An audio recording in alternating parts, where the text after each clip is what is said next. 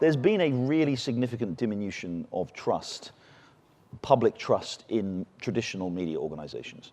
And we are to blame for that, quite frankly. Nobody, I mean, you can't blame anybody else.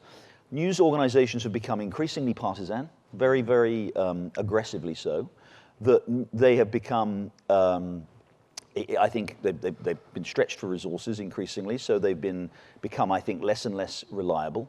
They have become increasingly opinionated. They've become, we at the Wall Street Journal, again, strive very hard to keep news and opinion separate. We actually, at the Journal, I'm responsible for the news pages. We have an editorial page editor who's responsible for the editorial pages.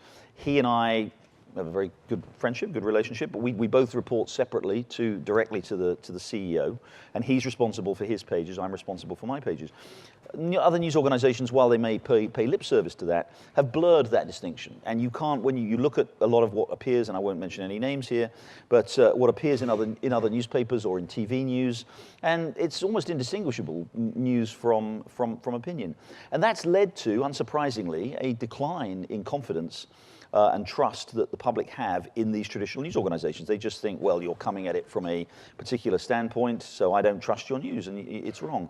And I think that's been the opportunity for so-called fake news to emerge, because I think a lot of the fake news that you're seeing, especially that of a sort of partisan nature, is there appeals to people because they feel that their particular views are not represented in the mainstream media, and they think, yeah, why shouldn't I actually get information from wherever I like? And I think there's a real risk here that people have talked about living in a post-truth society, that people trust has declined so much that people just, many people are just saying, I don't know that there is such a thing as truth. I don't know, the New York Times tells me one thing, Fox News tells me another thing.